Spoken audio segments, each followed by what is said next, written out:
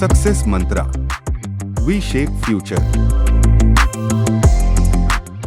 Hello everyone, welcome you all in today's the Hindu news analysis. तो कल का analysis और आज का एनालिसिस एक बार सम अप करेंगे and I will cover some topics of the election also. तो उसको अच्छे से देखेंगे, राइट। और इलेक्शन प्लीज पढ़ लेना एक बार एग्जाम से पहले, it will help you a lot in your examination point of view. कोई भी एग्जाम हो, एचएम हो, आईलेट हो, क्लैट हो, एमएच सेट हो, it will help in every examination. कहीं ना कहीं से घूम करके निकल जाएगा एग्जाम में, राइट। तो देखते हैं आज की न्यूज में क्या क्या इंपॉर्टेंट है, राइट। सबसे पहला हमारा टॉपिक है गुरु तेग बहादुर। देखिए, गुरु तेग बहादुर, इसके रिगार्डिंग क्वेश्चंस आप लोगों ने बहुत जगह देखे भी होंगे एंड सच क्वेश्चंस ये आपको हर एग्जामिनेशन पॉइंट ऑफ व्यू से इंपॉर्टेंट हो जाता है and mainly when it comes to the AILET, CLAT, hmm, ये सब वगैरह। जिसमें आपको क्या प्रॉब्लम होता है कि इसमें इसको हिस्टोरिकल एस्पेक्ट से कनेक्ट कर देते हैं। इसका हिस्टोरिकल एस्पेक्ट जब ये कनेक्ट करते हैं तो वहां पर एक प्रॉब्लम अराइज हो जाती है, राइट। तो इसको अच्छे से कवर करेंगे अभी। Next is the Tenzing Norgay national adventure award. It is again was in the all India radio, ठीक है। अग्नि लॉन्च हो रहा है, वैसे भी स्पेस में बहुत सारा काम हो रहा है, तो स्पेस के भी दो तीन एस्पेक्ट को भी करते हुए चलेंगे साथ में। Next is the exercise Garuda Shakti and RTI, right. RTI के रिगार्डिंग आज एक आर्टिकल, बड़ा प्यारा सा आर्टिकल आया द हिंदू में। I recommend everyone to go through it at least once, right. चलिए आगे बढ़ते देखते हैं क्या क्या हमारे न्यूज में इंपॉर्टेंट है आज के एनालिसिस में। तो सबसे पहला जो टॉपिक है that is the Guru Tegh Bahadur. तो नवंबर 24 is commemorated at the Shaheedi दिवस ऑफ गुरु तेग बहादुर। ये न्यूज इन पर्सन है कि भाई गुरु तेग बहादुर अभी न्यूज में क्यों है, क्योंकि शहीदी दिवस के रूप में मनाया जाता है 24 नवंबर। अभी 26 नवंबर भी आ रहा है। कमेंट करके बताइएगा कि 26 नवंबर को सेलिब्रेट किया जाता है लीगल पॉइंट ऑफ व्यू से क्यों, राइट। और ये हमारे देश के लिए एक बहुत इंपॉर्टेंट दिन होता है when it comes to the 26 November and when it comes to the law student and law students, ये बहुत इंपॉर्टेंट हो जाता है उनके लिए भी। And these topics are also important in the perspectives of days and dates. तो हर एग्जाम के लिए इंपॉर्टेंट है, रिस्पेक्टिव इट इज एचएम और एनी एग्जामिनेशंस। आप आईलेट ले लीजिए, क्लैट ले लीजिए, सिम्बी ले लीजिए, हर एग्जाम में डीयूएलएलबी ले लीजिए। इस टाइप के क्वेश्चंस हर एक एग्जाम में आपसे पूछे जा सकते हैं। तो डेज एंड डेट्स के पर्सपेक्टिव से बताइएगा कमेंट सेक्शन में कि 26 नवंबर क्यों सेलिब्रेट होता है। और अभी के लिए हम जानेंगे गुरु तेग बहादुर शहीदी दिवस 24 नवंबर, राइट। चलिए इसमें देखते हैं कि और क्या-क्या इम्पोर्टेंट है इस पूरे कॉन्टेक्स्ट में हमारे लिए और क्या-क्या मेंशन्ड है आगे। तो सबसे पहले आता है अबाउट में, देखते हैं गुरु तेग बहादुर के बारे में। ये 9वें सिख गुरु थे, तो 10 सिख गुरु थे टोटल। तो आप लोग कमेंट सेक्शन में ज़रूर से बताइएगा हू was the 10th Sikh Guru, right. कि सर 10th सिख गुरु कौन थे? तो 9वें तो पता चल गया एंड 10th सिख गुरु बताइएगा, गुरु गोविंद सिंह जी थे, ये कौन थे, right. And Guru Tegh Bahadur was the 9th Sikh गुरु और इनकी अभी शहीदी दिवस मनाई जा रही है। इट इज़ ऑन 24th नवंबर, ठीक है। ये दोनों आपस में कनेक्टेड है। आगे देखते हैं he was born as Tyagamal. इनका ओरिजिनल नेम त्यागामल था। He came to known by the name Tegh Bahadur, mighty of the sword. ये ऐसे-ऐसे क्वेश्चंस को पकड़ो। Mighty of the sword, Tegh Bahadur. Given him by the Guru Hargobind after he sworn in his valour in the battle against the Mughals. तो मुगल्स के against battle जीतने के बाद इनको नाम मिला ये Guru Tegh Bahadur, mighty of the sword. और इनका ओरिजिनल नेम क्या था? त्यागामल, राइट। आगे देखते हैं family. His father was the 6th Guru, Guru Hargobind. Hargobind 6th गुरु हो गए and his son Guru Gobind Singh became the 10th Sikh गुरु। एक काम करिएगा for sake of your revision and perspective everything. तो गुरु तेग बहादुर का 24th अभी शहीदी दिवस है। He was the 9th Sikh गुरु। तो just do one thing, from first Sikh Guru to 10th Sikh गुरु, ठीक है। इसको अच्छे से कवर करिएगा फ्रॉम फर्स्ट टू 10th। और कवर करने क्या क्या है, who was the first Sikh Guru, 10th Sikh Guru, 9th Sikh गुरु और इनके बारे में aspect when it comes to the assassination and death, right. कि किसको किसने मर्डर किया। औरंगजेब ने भी 10th सिख गुरु, इसमें गुरु गोविंद सिंह जी के बारे में भी बहुत कुछ एस्पेक्ट्स हैं उसमें कवर करने के लिए। तो उसको अच्छे से करिएगा बिकॉज़ औरंगजेब का regime ही खत्म होता है आपका 1715 एंड 1707 ऑनवर्ड्स। तो उसके बीच में भी सिख गुरुज थे। तो उसको अच्छे से कवर करिएगा and just mention in the comment section if you have any doubt and you want the list of the Sikh gurus, I surely share it, right. चलिए नेक्स्ट आते हैं इसमें सर और क्या-क्या आएगा सिख गुरुज में, इसमें और क्या-क्या पढ़ना है एग्जैक्टली स्टैटिक पार्ट में। तो लाइफ एंड वर्क्स के ऊपर उन्होंने एक सिटी बनाई थी जिसका नाम है आनंदपुर साहिब। आनंदपुर साहिब किसने बनाई थी? गुरु तेग बहादुर ने, ठीक है। And here the last two Sikh gurus lived and where the Guru Gobind Singh ji founded Khalsa Panth in 1699। Khalsa पंथ की स्थापना गुरु गोविंद सिंह जी ने की थी 1699 में। और मैंने एक चीज मेंशन किया था औरंगजेब के रिगार्डिंग 1707 ऑनवर्ड्स। तो इसके रिलेशन में इस चीजों को देखना है as a static portion, right? क्योंकि ये करंट अफेयर्स में है, इसको जब हम लिंक करेंगे तो हम स्टैटिक पोर्शन की तरफ आगे बढ़ जाएंगे। He contributed 100 poetic items of the Granth Sahib, which covered various topics: nature of God, human attachment, and everything. He restricted forced conversion of Kashmiri Pandits and non-Muslim to Islam.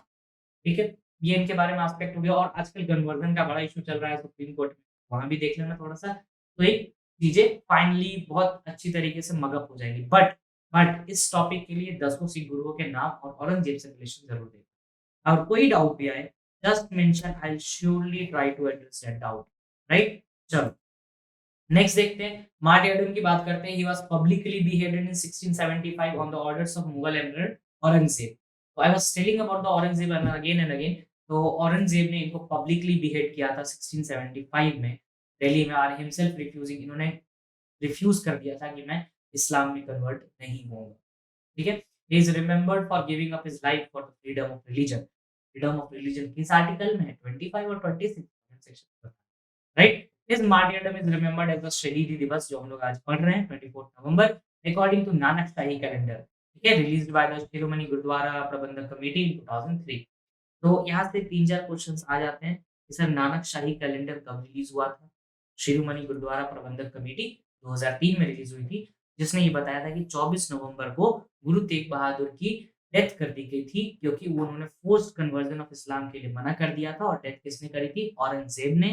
He was the 9th Sikh Guru and father and son of Hargobind, and 10th Sikh Guru इसके बाद acted as गुरु गोविंद सिंह, जिन्होंने 1699 में खालसा पंथ की स्थापना की।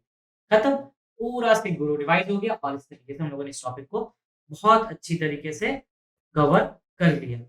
आगे देखते हैं क्या है इस पर्टिकुलर टॉपिक में। Is about the memorials in Delhi. इन्होंने क्या-क्या मेमोरियल बनाया है? Gurdwara Sisganj Sahib mark the place of his execution, and Gurdwara Rakabganj Sahib mark the place of ceremony of his body, ठीक है। तो ये दो चीजें हैं। गुरुद्वारा सीसगंज बहुत फेमस है, कभी दिल्ली आना तो पता चलेगा गुरुद्वारा सीसगंज साहिब के बारे में। और एक है गुरुद्वारा रकबगंज साहिब, ठीक है। आगे देखते हैं इस पर्टिकुलर टॉपिक में और क्या-क्या ऐड है। एक है Tenzing Norgay national award. Tenzing Norgay national award basically ये एडवेंचर अवार्ड है, इसे तेंजिंग नोरगे नेशनल अवार्ड बोला जाता है। ये 2021 का भी अवार्ड दिया गया है। तो देखते हैं एग्जैक्टली इस अवार्ड में क्या है। जब when it comes to the awards and ceremonies, we surely talk about the Nobel prizes, right? Nobel prizes जिन लोगों ने भी अभी तक नहीं कवर किया, प्लीज कवर कर लो। किसी भी एग्जाम में, डीयू, एलएलबी, एमएससी, किसी भी एग्जाम में वो डायरेक्टली पूछा जा सकता है। And we have covered the Nobel concept separately for the sake of this examinations, right? Nobel देखना है, अवार्ड्स देख लेना अच्छे से, it will help you a lot, ठीक है। चलिए आगे देखते हैं कि इस पर्टिकुलर टॉपिक में क्या-क्या है। तो तेंजिंग नोरगे एडवेंचर अवार्ड हर साल दिया जाता है, 2021 का इस साल दिया जा रहा है। कोविड के कारण हर कुछ डिले हुआ, आपको पता है, राइट? ये G20 की मीटिंग्स डिले हो गई, व्लादिवोस्तोक की ईएफ डबल मतलब रोक दी गई, वर्चुअल कर दी गई, तो इस तरह की चीजें हैं। और चाइना में तो कोविड केसेस वापस से बढ़ रहे हैं, बहुत ज़्यादा स्पाइक कर रहा है, तो उसको भी न्यूज़ में रखना कि it will help you somewhat somewhere, right? चलिए आगे देखते हैं। It aims to recognize the achievement of person in the fields of adventure. Part starting में देखा था ये एडवेंचर्स के लिए दिया जाता है, और प्राइज मनी है आपको 15 लाख रुपीस। और एयर एडवेंचर और lifetime adventure, water adventure, land adventure, हर तरह के एडवेंचर करोगे, तेंजिंग नोरगे अवार्ड लेके जाओगे। तेंजिंग नोरगे के नाम पे ही दिया गया है। Now it comes to the national Gopal Ratna award. Gopal Ratna award क्या है? एज द नेम सजेस्ट, कौन सी मिनिस्ट्री थी? ये बहुत इंपॉर्टेंट है।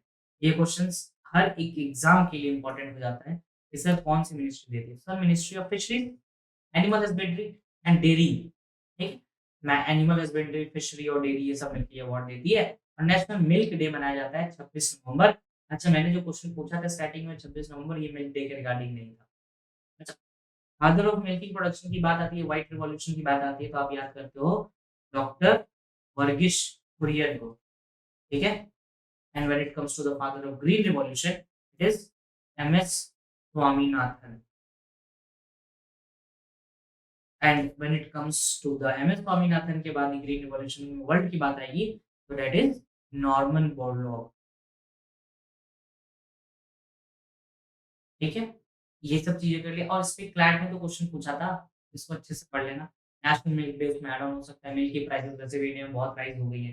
एंड आई गेस दिल्ली में आज की प्राइस थी 64 रुपीज़ पर litre and that was a record time high I guess, one of the highest price, right? 64 रुपए पर litre milk, it is very costly, ठीक है? चलिए, आगे देखते हैं क्योंकि देखो ब्रेड, बटर, मिल्क ये सब बहुत बेसिक एमिनिटीज़ होती है किसी भी कंट्रीज़। आगे देखते हैं, अबाउट में देखते हैं कि it is one of the highest national award in the field of livestock and dairy sector के लिए।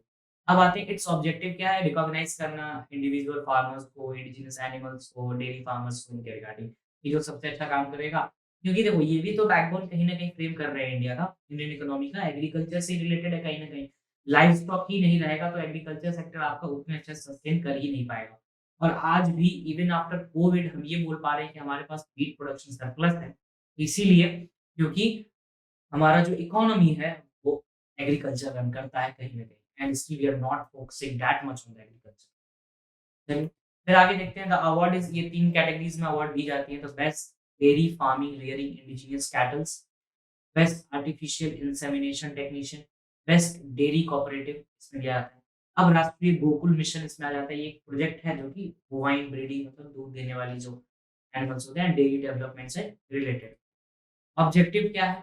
कि ऑब्वियसली ऑब्जेक्टिव यही रहेगा कि ब्रीड्स को डेवलप करना, जेनेटिकली बेस्ट रखना, इन सब चीज़ों के रिगार्डिंग, ठीक है? ये launched in missing just I mention in the comment section कि भाई लॉन्च्ड इन कब का है? टेंशन नॉट, अगर आप लोगों को पता है तो एक बार कमेंट सेक्शन में मेंशन करिएगा। एजेंसीज़ इन्वॉल्व्ड कौन-कौन से हैं? तो धाड़ एजेंसी है, इसको दाड़ भी बोलते हैं बहुत लोग। Department of animal health and any husbandry से रिलेटेड है और livestock development board, states. Right? चलिए, आगे देखते हैं एल नीनो, ला नीना और वेदर पैटर्न्स। इस पर्टिकुलर टॉपिक में इम्पोर्टेंट ये है कि सर आपका जो टॉपिक है ना, ये बड़ा इम्पोर्टेंट हो जाता है when it comes to the geography. और इस बार हम लोगों ने पाकिस्तान फ्लड्स को भी देखा, Pakistan floods and when it comes to the Pakistan floods ये ज्योग्राफी के टॉपिक्स बड़े इंपॉर्टेंट हो जाते हैं। El Nino, La Nina, ENSO, ठीक है? तो इसको अभी कवर करते हैं El Nino, La Nina, ENSO को। पहले ये जानते हैं कि भाई न्यूज़ में क्यों है और द हिंदू ने पूरा अपना फुल फ्लेजेड एक आर्टिकल दिया है इस पर। आई होप कि आने वाले टाइम पे हमें और डिटेल में बात करने के लिए मिलेगा इस पर्टिकुलर टॉपिक पे, ठीक है? A new study publishes in the nature communication journal on L Nino southern oscillation जिसे हम एनसो बोलते हैं। Project that climate change will significantly impact El Nino, La Nina weather patterns approximately by 2030। देखो, कोई भी क्लाइमेट चेंज होता है तो एक पर्टिकुलर टाइम फ्रेम होता है 10 साल 15 साल के अंतराल पे। तो इसमें ये प्रोजेक्ट किया जा रहा है कि एल नीनो और ला नीना का जो पैटर्न है वो चेंज होगा। इसके कारण क्लाइमेट चेंज पॉसिबल है। सर सब ठीक है, लेकिन ये बताइए कि एल नीनो ला नीना है क्या? एग्जैक्टली ये किस बारे में बात कर रहा है एल नीनो ला नीना? देखते हैं एल नीनो ला नीना किस बारे में बात कर रहा है। तो सबसे पहले है फाइंडिंग्स देखते हैं पहले इस क्लाइमेट की क्या-क्या फाइंडिंग है। तो उसके बाद फिर एल नीनो पढ़ने में मज़ा आएगा क्योंकि जब फाइंडिंग्स पता चल जाएँगे तो रिज़ल्ट पता चल जाएँगे आने वाले टाइम के, है ना? चलिए, the combination of El Nino, La Nina and the next neutral state between the two opposite effects is called also, that is the El Nino southern oscillation. अब इन दोनों का जो रिजल्टेंट वेक्टर निकलेगा वो एल्सो निकलेगा। आगे बात करेंगे, अभी टेंशन नहीं लेना है। Southern oscillation are the large scale changes in sea level pressure in the tropical Pacific region. तो सी लेवल पे है, ट्रॉपिकल पैसिफिक रीजन्स में होता है। अब आते हैं एल नीनो पे। क्या एल नीनो एग्जैक्टली सर क्या है? ये सी वाटर, एल नीनो क्या होता है? Warming sea water in the central east equatorial Pacific that occurs every few years. Sea water warming का जो इफेक्ट है वो एल नीनो के कारण होता है। जो सी वाटर वार्म होते हैं, हवा ऊपर उठेगा भाप, फिर वो हवा बनेगा, वो आगे बहेगा। ठीक है? ये पूरे इफेक्ट को एल नीनो बोला जाता है। During El Nino surface temperature rise होगा और ट्रेड विंड्स डेवलप होंगी, east west trade winds develop होंगे और इक्वेटर के पास ब्लो करेंगे। तो ये चीज़ देखना है, सर विंड का डायरेक्शन क्या रहेगा? तो ईस्ट वेस्ट रहेगा। यानी एल नीनो में इस तरह से हवाएँ बहेंगी। सरफेस टेम्परेचर राइज होगा, हवाएँ बहना शुरू होगी east to west that blow near the equator और वो वीकेंड हो जाता है धीरे-धीरे। इसमें आगे देखते हैं कि क्या है। अगर इस टॉपिक में किसी को कोई भी डाउट हो जस्ट एक बार मेंशन करना, एक बार और डिस्कस कर लेंगे अच्छे से। क्योंकि थोड़े टॉपिक्स क्रिटिकल हैं। और normally easterly trade winds blow from American, वो ऑब्वियसली ईस्ट से वेस्ट जा रही हैं, ईस्टर्ली ट्रेड विंड्स हो गए। Due to El Nino they flatten and change direction to turn into westerlies bringing warm water from the western Pacific towards the Americas. तो वही है कि वो वेदर पैटर्न चेंज हुआ तो फिर वो वार्म वाटर्स उठेंगे और वेस्टर्नाइज में चेंज होंगे, हवा का डायरेक्शन चेंज हो जाएगा। फिनोमेना ऑफ अपवेलिंग, ये बड़ा इंपॉर्टेंट फिनोमेना है जब अपवेलिंग आता है। अपवेलिंग में क्या होता है कि ये बड़ा अच्छा एक्सपेरिमेंट है, अगर यूट्यूब पे कभी आपको देखने को मिले तो शायद यूके की किसी यूनिवर्सिटी ने एक्सपेरिमेंट दिखाया था अपवेलिंग पे। इसमें क्या है, where the nutrient rich water rise toward the surface is reduced under the El Nino. El Nino में ये न्यूट्रिएंट रिच वाटर नीचे चला जाता है। जैसे मान लो कि ये यहाँ से इवेंट्स आ रही हैं, राइट? और यहाँ पे न्यूट्रिएंट रिच है तो ये यहाँ से फैलना शुरू कर देंगे, इधर तरफ आना शुरू कर देंगे। It is the phenomena in geography. अब इससे क्या होगा, फाइटोप्लैंक्टन्स रिड्यूस हो जाएँगे। फाइटोप्लैंक्टन मतलब फाइटोप्लैंक्टन रिड्यूस क्यों होंगे, न्यूट्रिएंट्स से फाइटोप्लैंक्टन्स तो ग्रीनरी ला रहे हैं नीचे, जो आपको कार्बन सोख रहा है नीचे। अब फाइटोप्लैंक्टन से रिड्यूस हो जाएँगे तो नीचे छोटे-छोटे प्लांट्स जो होते हैं। अब इसी टाइम पे हम लोगों ने एक टॉपिक पढ़ा था, that is the sea grass, ठीक है? सी ग्रास जो आप समुद्र के नीचे जो ग्रास होता है, सी ग्रास बोलते हैं उसको। तो इसमें क्या होता है, fish that eat phytoplankton are affected followed by the results are higher of the food chain. तो जो समुद्री फूड चेन है उसको इफेक्ट कर देगा वो, राइट? इसमें अगर कोई भी डाउट हो किसी को, जस्ट मेंशन करना, आई will surely discuss again. Warm waters also carry the tropical species towards colder areas. Warm water जो है वो ऑब्वियसली कोल्डर एरिया की तरफ बहेगा तो वो फिर स्पीशीज को भी कैरी करेगा और मल्टीपल इकोसिस्टम को डिस्टर्ब करेगा। Since the Pacific covers almost one third of the Earth, changes its sudden subsequent alteration of wind patterns disrupt global weather patterns। अब क्योंकि ये सारे पैटर्न कहाँ हो रहे हैं, पैसिफिक में भी देखा हम लोगों ने, ईस्टर्ली वेस्टर्ली ट्रेड विंड्स, फिर उसके फाइटोप्लैंक्टन, अपवेलिंग, ये सारी चीजें जो हो रही हैं, तो ये कहाँ हो रहा है आपको, ये हो रहा है पैसिफिक में। और पैसिफिक आपको one third of the earth contain करता है, तो वो पूरा एक मेजर चंक जो है वो उस पे इफेक्ट करेगा। ठीक है? अगर इस टॉपिक में कोई भी डाउट हो, एक बार मेंशन करना, आई will surely answer your doubts, right? चलिए, आगे बढ़ते हैं। ये इम्पैक्ट क्या करेगा? अरे ये सिंपली है, वार्म वाटर आएगा तो ड्राई कर देगा, विंटर वार्म हो जाएगा, फिर से heat domes and various aspects cover होते जाएँगे, तो ये हीट का फिनोमेना वापस से आने वाला है। आगे देखते हैं क्या है इसमें, ला नीना, एल नीनो देख लिया। ला नीना एल नीनो का एकदम अपोजिट, वो ईस्टर्न, ये वेस्टर्न, ये वो वार्मर, ये कूलर। ये कूलर के अंदर एवरेज सी टेम्परेचर होता है, ट्रेड विंड्स स्ट्रांग होते हैं, उसमें क्या था, वीकेंड था। वेस्टर्न अमेरिका की ईस्टर्न कोस्ट या वेस्टर्न कोस्ट, अपवेलिंग उसमें घट रहा है, अपवेलिंग बढ़ रहा है, यानी फाइटोप्लैंक्टन्स का भी सिस्टम ठीक हो जाएगा, न्यूट्रिएंट रिच वाटर सरफेस पे आएँगे।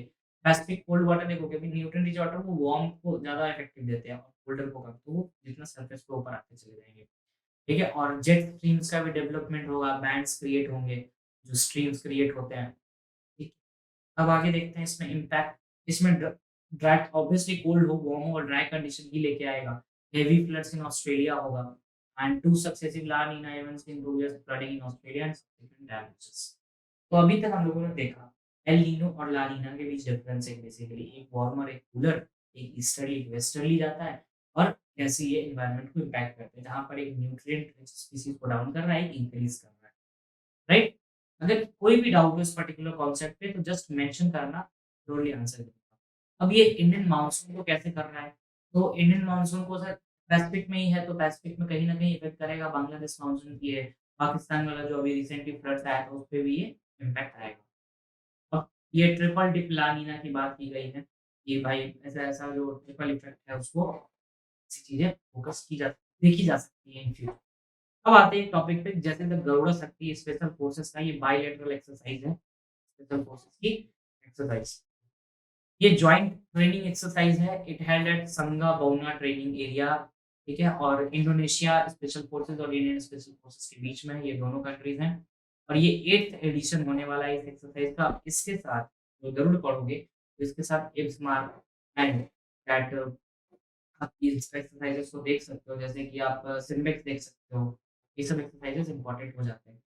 Now this topic when it comes to the space, तो ये टॉपिक इम्पोर्टेंट हो जाता है, लेकिन इसके साथ एक कॉन्सेप्ट ज़रूर देखना, दैट इज़ द प्रारंभ। ये प्रारंभ plus Indian space plus privatisation, और इसको हम लोगों ने पहले 2-3 बार कवर किया है। On 18th November I guess we have covered this topic, right? चलिए। आगे देखते हैं कि इस पर्टिकुलर टॉपिक में क्या है। इंडिया ने अभी अग्नि 3 का लॉन्च किया है, बैलिस्टिक मिसाइल है from APJ Abdul Kalam island. Yes, एक चीज़ याद आई एक्चुअली मुझे इस अग्नि 3 से कि I have just released all the most important topics of August, September and October. Please have a visit. It will help you in revising topics, right? किसी भी exam के लिए बहुत इम्पोर्टेंट है। आज के आर्टिकल में क्यों न्यूज़ में है sir? Integrated guided missile development programme and Agni missile and strategic forces command, इस कारण से ये न्यूज़ में है। तो देखते हैं आईजीएमडी क्या है सर? ये 1982 में स्टार्ट हुआ था। इंटीग्रेटेड गाइडेड मिसाइल डेवलपमेंट है, तो रिसर्च एंड डेवलपमेंट है, डिफेंस के लिए इंपॉर्टेंट हो जाता है। एंड ये किस टेस्ट रेंज से? तो अब्दुल कलाम टेस्ट रेंज, जो अब्दुल कलाम आइलैंड 2016 में बना, बालासोर उड़ीसा में। ठीक है, ये मिसाइल टेस्टिंग के लिए बना था। टाइप्स ऑफ मिसाइल ये देख लो सामने मेंशन्ड है। पृथ्वी शॉर्ट रेंज, अग्नि long range, Akash medium and त्रिशूल शॉर्ट रेंज एंड एंटी-टैंक नाग। अग्नि जो है लॉन्ग रेंज है, जो अभी लॉन्च हुआ है।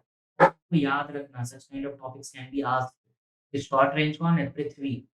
पृथ्वी शॉ इज अ टी20 बैट्समैन, तो इस तरह से कर सकते हो। Agni is a long range, Akash is medium, Trishul is short and Nag is anti tank guided missile. अब आते हैं अग्नि मिसाइल के बारे में। तो ये बेसिकली जो टेक्नोलॉजी उस बारे में है, इंटरकॉन्टिनेंटल है, बैलिस्टिक है, लॉन्ग रेंज है, जो अभी हम लोगों ने जस्ट देखा। अब फर्स्ट मिसाइल कब लॉन्च हुई थी? 1989, ठीक है? और ये अग्नि मिसाइल प्रोग्राम को सेपरेट कर दिया गया था, स्ट्रैटेजिक फोर्सेस कमांड के साथ ला दिया गया। स्ट्रैटेजिक फोर्सेस कमांड याद करो, when we were discussing about the theatre command, उस समय हम लोगों ने बात किया था। एंड थिएटर कमांड इस बारे में बात करता है कि आर्मी की तीनों कमांड एक जगह पे आ जाएगी, ठीक है? तो इसके लिए आर्मी की इंडियन आर्मी की 3 कमांड कौन-सी है? ये आर्मी, आपकी जो लैंड आर्मी है, एयर फोर्स एंड वाटर यानी नेवी, ठीक है? वो तीनों आ जाएगा। और इसके साथ हम लोगों ने एक सीडीएस का टॉपिक पढ़ा था, चीफ ऑफ डिफेंस स्टाफ। तो वहाँ पर हम लोगों ने देखा इंडिया में 2 थिएटर कमांड है, एक है एसएफसी और एक है ANC, Andaman Nicobar command and strategic forces command, right? इसमें अगर कोई भी डाउट आ रहा हो, पीछे वाला टॉपिक हुआ, अभी वाला टॉपिक हुआ, तो जस्ट पिन करो, आई विल श्योरली आंसर इट। और इसमें देख लेते हैं ये स्ट्रेटेजिक फोर्सेस कमांड में ये 3 रैंक का एक ऑफिसर इसको हेड करता है, प्राइम मिनिस्टर हेड होते हैं, सिक्योरिटी एडवाइजर होते हैं एंड ये न्यूक्लियर वेपन्स का stockpiler. What not to be missed में से जाने से पहले I want a topic to be covered, that is separate topic and I haven't make any notes because of some time differences I couldn't. एक topic है chief information commissioner और RTI. पहले RTI जानते हैं। आरटीआई इंडिया में 2005 में आया, right? तो सर क्या स्टार्टिंग से ही 2005 में आया था? बिल्कुल नहीं, ये स्टार्टिंग से 2005 में नहीं आया था। ये आरटीआई स्टार्टिंग में आया था 1986 में। 1986 में आया था ये, और एक केस के थ्रू आया था। केस का नाम है Ulwar versus Jaipur municipal corporation. Jaipur municipal corporation, इस केस के थ्रू आपको आरटीआई आया 1986 में, और 2005 में फाइनली वो एक प्रॉपर एक्ट बन के आया। लेकिन 2005 से पहले 2002 में भी एक पर्टिकुलर एक्ट आया था जिसका नाम है freedom of information act. Freedom of information act, जो कि आया था 2002 में। उसको रिप्लेस करके आया RTI act 2005, right to information, मतलब सूचना का अधिकार। और इसका बेसिक आइडिया क्या हो सकता है? करप्शन फ्री करना, राइट? अब आते हैं सर कि ये सीआईसी कौन है? बिल्कुल बताएंगे सर, सीआईसी कौन है? सीआईसी जो है वो उसे हम कहते हैं चीफ इंफॉर्मेशन कमिश्नर, ठीक है? अब चीफ, जैसे इलेक्शन कमिश्नर हम लोगों ने देखा था, इसके साथ-साथ आप लोग क्या कर लेना, इलेक्शन कमिश्नर भी पढ़ लेना, ईसी। अभी बहुत न्यूज़ में है, कल भी पढ़ा, परसों भी पढ़ा था हम लोगों ने ईसीए, और इलेक्टोरल बॉन्ड्स भी पढ़ा था। तो अभी देखते हैं ईसी का क्या है? इसमें 10+1 का रहता है। 1 is the head and 10 is the other members. अब ये 10 से ज़्यादा नहीं होने चाहिए अदर इन्फॉर्मेशन कमिश्नर, ठीक है? और इसके बाद ये अपॉइंटमेंट करते हैं PM plus leader of opposition and plus union cabinet, जिसको प्राइम मिनिस्टर नॉमिनेट करेंगे। Prime minister, leader of opposition in Lok Sabha and union cabinet nominated by the president, prime minister. तो ये तीनों लोग मिलके एक आपको सीआईसी अपॉइंट करते हैं। पावर सीआईसी में वही इंक्वायरी वगैरह आता है, और इसमें एक स्टेट इंफॉर्मेशन कमिश्नर भी होता है। वो सेंट्रल हो गया, स्टेट। अब स्टेट में कौन अपॉइंट करेगा? वही सीएम, लीडर ऑफ अपोजिशन और union cabinet appointed by CM. और एवरेज बैकलॉग कितना होता है? ये अभी बहुत ज़्यादा है और इनको ये कहा जाता है कि आप 30 दिन के अंदर इन्फॉर्मेशन शेयर करेंगे, जो भी इन्फॉर्मेशन आपसे पूछा जा रहा हो। तो इसमें अभी के लिए इतना ही पढ़ लूँ और please read that article of the Hindu, it will help you a lot और इतना दिमाग में रख के करोगे तो सारा काम हो जाएगा, राइट?